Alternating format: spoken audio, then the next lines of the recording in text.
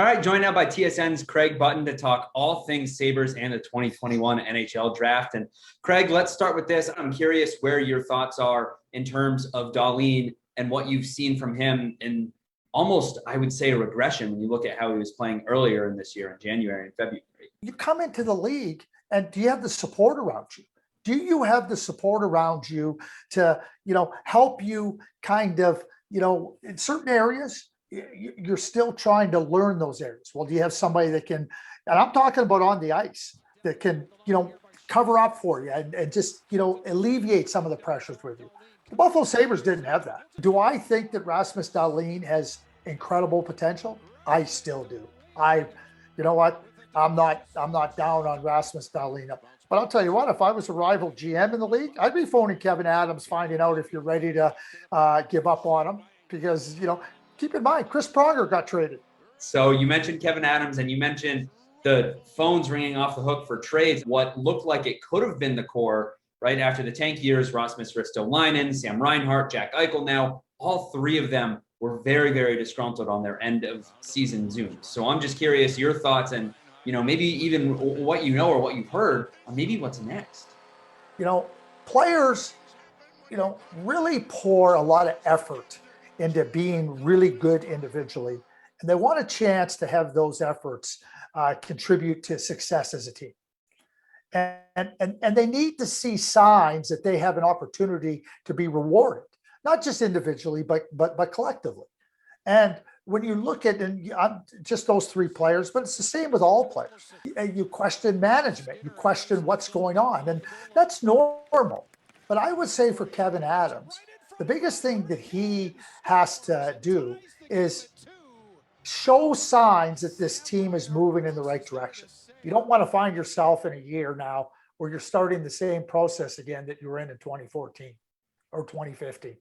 I think that is really where Kevin wants to make sure that he can take this team and, do the necessary things that will allow the team to take steps forward. And quite frankly, I think when Donnie Granato came in to coach, I think you saw some signs of that. And the coaching hire is going to be significant as well for the Buffalo Sabres. There is a very good shot that he could be the guy because I know all these big names from the college level and Europe and the minors, and you have all these guys coming in. But what Don did, at least from where I was sitting, was pretty remarkable. I'll tell you this, from where I was sitting, it was remarkable. So I've known Don a long time, and I've watched Don coach for a long, long time. And go look at his resume. He's got a strong, strong resume of success. He's got a strong, strong resume of development, helping players be at their best and, incorporate it into the team. And I think Don has demonstrated that clearly. Every single head coach, that's ever started in the NHL started with 0 games of coaching experience. I don't care if your name's Scotty Bowman or Al Arbor or any of the names you just mentioned. They all started with 0. I think Don is a darn good coach. I think that Don, what he demonstrated for the Buffalo Sabres was really, really important for showing players, hey, you know what? This is what it can look like. And I think that Don not only is a real sharp coach, I think he's a real good person with respect to giving ownership to the players. As far as that next building block for Don Granato, whoever it may be behind the bench, it's got to be tougher to find that, right?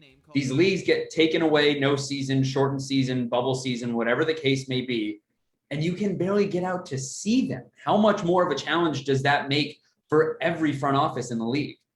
You're trying to, have a real high level of confidence in the player you're going to select.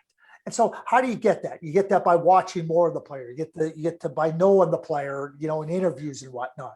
So that was absent last year, heading into the draft in 2020.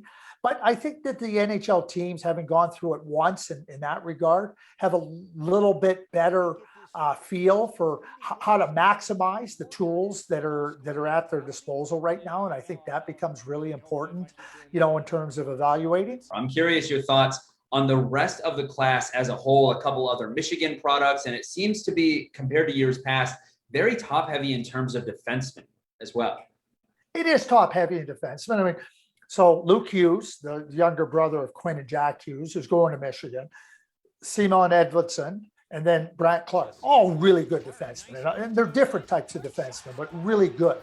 But then after that, I don't think it, like now you're into a forward group. We're talking about scoring forwards and offensive forwards, those critical areas that every team needs to be successful. Now, Craig, I know you have a favorite for the top overall pick. Even if Buffalo already has a former first overall pick at the same position, we'll just leave you the floor for this one. I don't know where you find defensemen like Owen Power. I don't know where you find him. I don't see any other defenseman like him in the draft.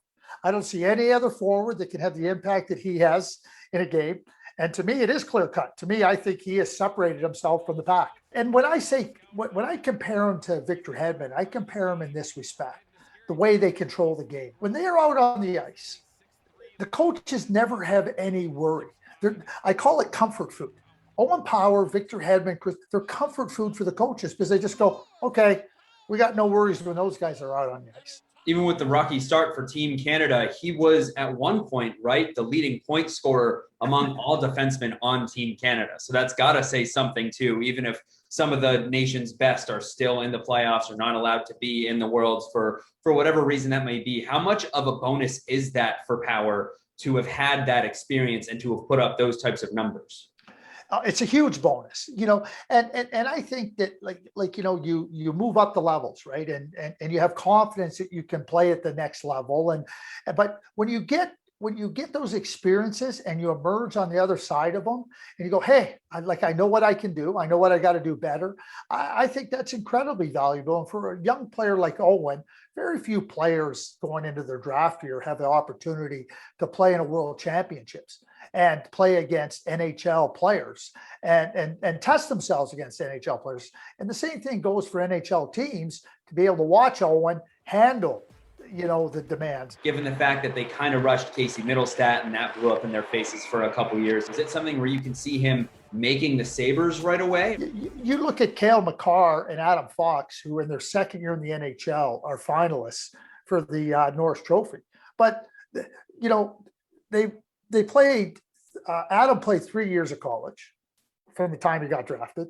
Cale played 2 years of college from the time he got drafted. So, Cale comes in and wins Rookie of the Year. Adam had a great rookie year, but that's how long it takes for defensemen. You mentioned Cale and Adam Fox having that time in the incubator at the college level. Do you think it's better to let Owen stay in Ann Arbor if that's the way that they go and give him at least one more year in the college level so you can see that Cale Makar, that Adam Fox type impact a year or two down the road? And let me add Quinn Hughes to that group too. Okay. So I'm going to, my own philosophy is I like to see players dominate at the level they're at before coming to the best league on the planet. Doesn't mean when you're the first overall pick, when you're a top 5 pick, top 10 pick, obviously you have skill and potential, but you got to be able, you're coming into a league where literally, if you're not ready, it will chew you up and spit you out like nothing. When it comes to Owen, I think there might be just a little more latitude. I always felt because of where he's at that, another year was going to be, I still believe another year would benefit him greatly. But based on his play at the World Championships, there may be a path for him to play in the NHL.